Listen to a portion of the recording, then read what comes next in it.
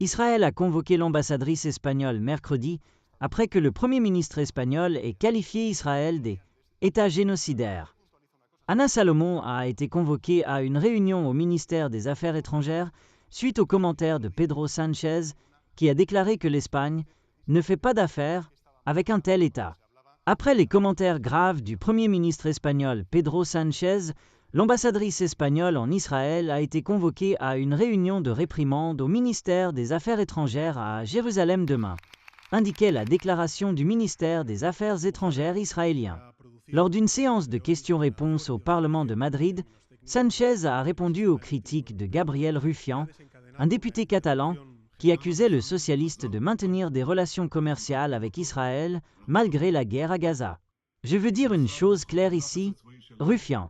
Nous ne faisons pas d'affaires avec un État génocidaire, a souligné Sánchez.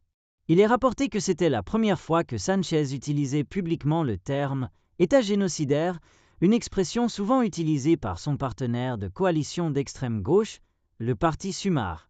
La dirigeante de Sumar et deuxième vice-première ministre, Yolanda Díaz, a continuellement accusé Israël de génocide et a demandé le gel des relations commerciales entre l'Espagne et Israël.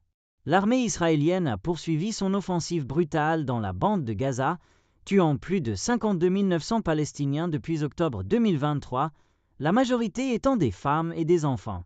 La Cour pénale internationale a émis des mandats d'arrêt en novembre de l'année dernière contre le Premier ministre israélien Benjamin Netanyahou et l'ancien ministre de la Défense Yoav Gallant pour crimes de guerre et crimes contre l'humanité à Gaza.